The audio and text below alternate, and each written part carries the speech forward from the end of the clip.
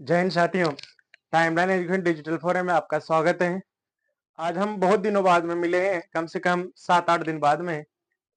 आज जो हमारा चैप्टर चल रहा है वह चलेगा आज साइंस बायोलॉजी के रिपीट क्लास में। जो प्रोग्राम क्या होता है, क्या क्या उसमें रहते हैं, मैं उसमें मेन पढ़ाऊँ। जो हमारी लास्ट क्लास थी वो थी प्रकाश के अपवर्तन के बारे में, उसके बारे में पढ़ा देता। एक बार वहां से देख लेते हैं। पहले अपन बायोलॉजी देख लेते हैं। बहुत सारे जो मैंने बायोलॉजी में एमसी क्वेश्चन चला रखे हैं, उसमें आप क्वेश्चन भी देख सकते हैं किस टाइप से उसके क्वेश्चन पूछ सकते हैं। सबसे पहले देखो, अपन जो देखते हैं क्या क्या एग्जाम पूछ सकता है। जैसे एक तो है स्वपोषी जीव और एक आता है विषम पोषी जीव। पोषी जीव, स्वपोषी जीव किसे कहते हैं? मतलब स्वपोषी जीव उसे कहते हैं जिसमें वे जीव जो अपना भोजन स्वयं बनाते हैं तथा अन्य पर निर्भर नहीं रहते हैं, उसको अपन स्वपोषी जीव कहते हैं। देखो इसकी परिभाषा, वे जीव जो अपना भोजन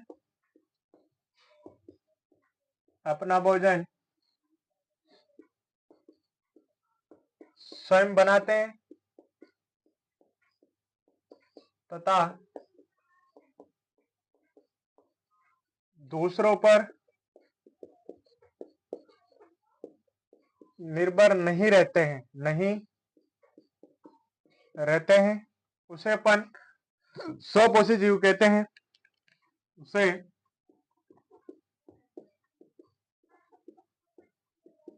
स्वपोषी जीव कहते हैं।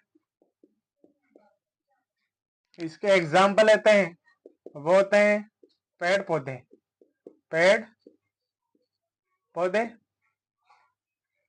ये जो प्रक्रिया होती है सूर्य के प्रकाश की उपस्थिति में होती है, प्रकाश की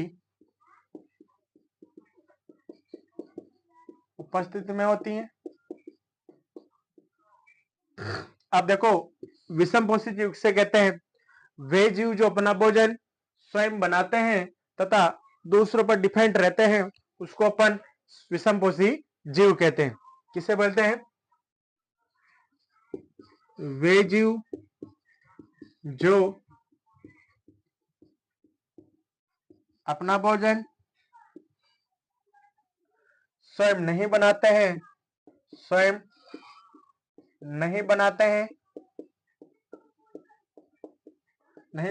तथा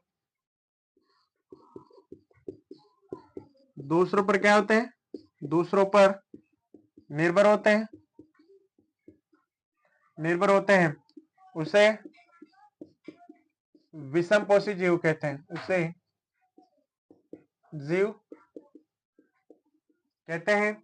इसके जो एग्जाम्पल होते हैं, मानव,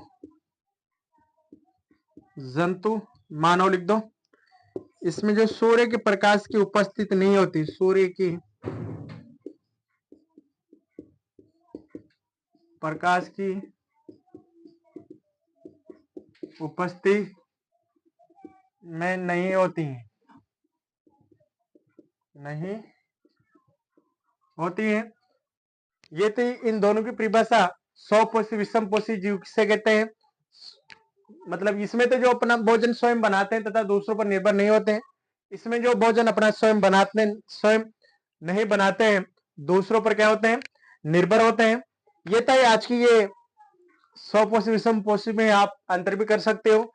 ये अपना भोजन स्वयं बनाते हैं, ये नहीं बनाते हैं।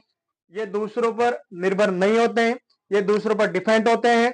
इसके बाद में ये सूर्य के प्रकाश की उपस्थिति में परिघटना होती है, ये सूर्य के प्रकाश की उपस्थिति में परिघटना नहीं होती है। या अपन इसको अंतर भी आप कर सकते हो। इसके बाद हम देखते हैं पाचन किसे कहते हैं, इसकी क्या परिभाषा रहती है, कौन कौन से अंग होते हैं।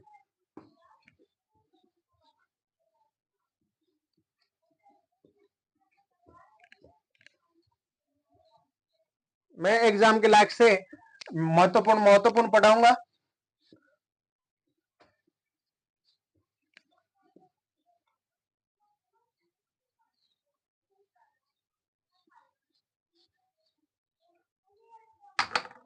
अब जो हमारा टॉपिक चलेगा वो चलेगा पाचन।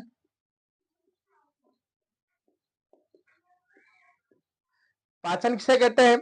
मतलब जो जटिल पदार्थ होते हैं, जटिल पदार्थ को सरल पदार्थ में बदलने की जो प्रक्रिया होती है, मेथड होता है, उसको अपन पाचन बोलते हैं। देखो इधर,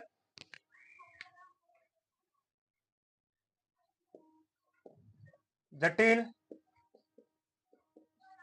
पदार्थों को सरल पदार्थों में बदलने की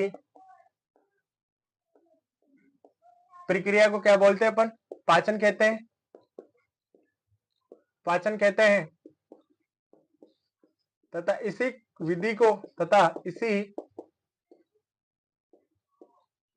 प्रक्रिया को क्या बोलते हैं? पाचन तंत्र कहते हैं। तंत्र कहते हैं।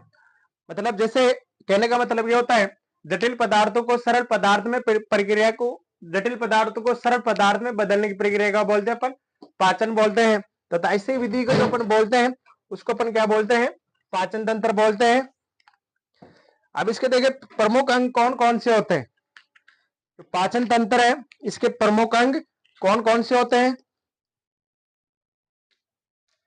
थोड़ी मैं इसमें इंक डाल लेता हूं, इंक कम है, इसको भी पेट्रोल की जरूरत है, हो जाती है।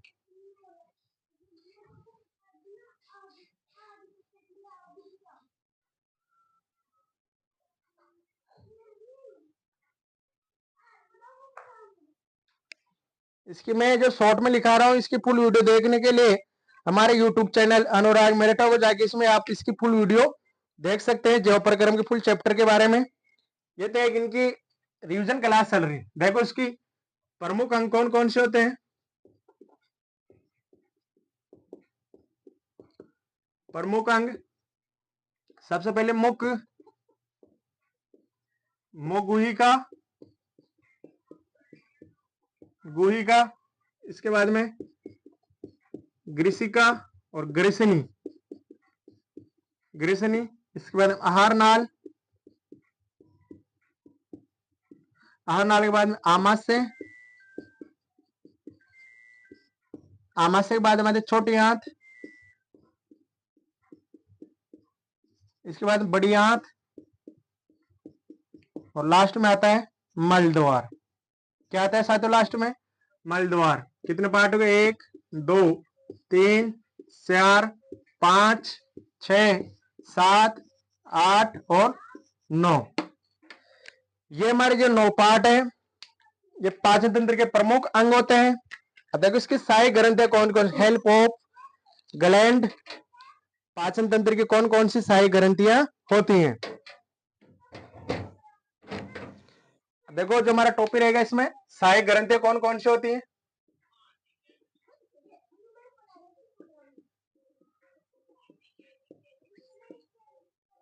सहायक ग्रंथियां होती हैं, एक तो लार ग्रंथि होती है, अग्नाशय होता है, और लास्ट में क्या होता है? लीवर होता है। ये जो हमारी 3 जो हेल्प ग्लैंड है, ये पाचन तंत्र में सहायक होती हैं। अग्नाशय की जो स्ट्रक्चर होती है, एक नंबर पूछ सकता है, नीम की पत्ती के समान होती है। और जो आमाशय की स्ट्रक्चर है वो कैपिटल जे के समान होती है, जो अंग्रेजी वर्णमाला है इसके समान होती है। अग्नाशय को इंग्लिश में पैनक्रेसिया बोलते हैं। जो पैनक्रेसिया है तो इंसुलिन हार्मोन का इसमें भंडारण, इंसुलिन हार्मोन को स्रावित करता है। ये कभी कम ज्यादा हो जाता है, वो जो ज्यादा करते हैं तो डायबिटीज हो जाता है। इंसुलिन कमी से जो रोग होता है वो होता है डायबिटीज। ये अग्नाशय हो गया। और मुख में भी अपन के 3 पार्ट पाए जाते हैं। कौन कौन से पार्ट होते हैं? लार है, जीभ है, और क्या होते हैं? दांत है। लार जो दिन में 2 बार स्त्रावित होती है। जीभ के जो वर्ग है इसके 3 कार्य होते हैं, बोलने में, स्वाद का पता लगाने में, ये होते हैं। और जीभ के कितने पार्ट होते हैं? हमारे 3 पार्ट होते हैं। कौन कौन से होते हैं? अगर, मध्य और पश्च भाग होते हैं। दांत है, दांत 4 प्रकार के होते हैं, चरणक, अग्रचरणक, देखो चरणक, अग्रचरणक, रदनक और कर्तनक होते हैं। जो कुल टीथ की संख्या होती है वो होती है 32 होती है, और जो बाल्य अवस्था में वो 28 होती है। इसके बाद में इसको दांतों के अध्ययन को ओंटोलॉजी बोलते हैं। और इसमें जो दांत है द्विबारी दांत है, द्विबारी दांत मतलब जो जीवन में 2 बार दांत आते हैं। इसके बाद में मुख गुहिका ग्रीष्णी आहार नाल है। आमाशय में एक अम्ल स्त्रावित रहता है, उस अम्ल का नाम क्या है? उस अम्ल का नाम होता है एसएल होता है। एसएल का अर्थ होता है हाइड्रोक्लोरिक अम्ल, हाइड्रोक्लोरिक अम्ल होता है। ये कभी कभी एग्जामिनर पूछ लेता है भाई एसएल की जो आमाशय में कौन सा अम्ल पाया जाता है? हाइड्रोक्लोरिक अम्ल पाया जाता है। तो छोटी हाथ की जो लेंथ होती है इसकी लंबाई 6.25 मीटर होती है, जो इसको अबाउट एंड 7 मीटर्स मानते हैं इसको।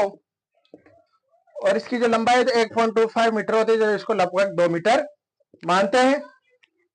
ये तो हमारे पाचन तंत्र के बारे में। कल श्वसन उत्सर्जन तंत्र के बारे में डिस्कस करेंगे। आज के लिए सेक्शन में इतना ही। सेक्शन को लाइक, कमेंट, शेयर करें। जय हिंद साथियों।